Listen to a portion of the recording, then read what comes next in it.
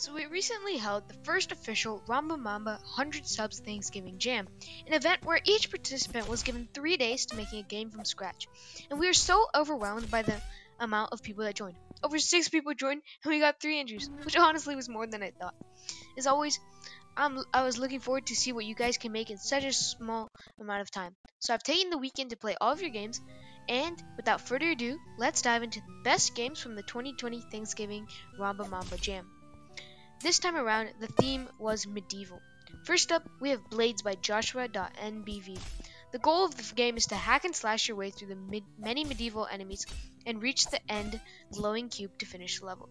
What I loved about this game was how balanced it was, the amazing models and the graphics, and the overall gameplay. If you were to change anything, I would add a shop, bows, multiplayers, and more levels. I can't believe this was made in just 3 days. The game was super fun, and of course, I'll leave a link down in the description for you to play it yourself. Speaking about amazing, Crash's game was all that. As a person trapped in an evil witch trying to steal your superpower, you have to escape her dungeon in the medieval era. You have a unique superpower allowing you to change from flesh to ghost. Some guards hired by the witch can see you when you're in flesh and kill on contact, while others can only see you as a ghost. In this strategy game, you're forced into one point of view at all times as well, forcing you to plan out your escape. Paired with amazing balance and also beautiful cutscenes, this game was awesome and I had loads of fun playing it. Next up, we've got Knights by Warthrone in this 2D top-down sword game.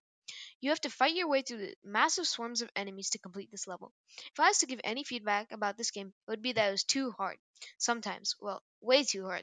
Let's not talk about how long it took me to complete that level. Overall, the mechanics were great and I loved the artwork.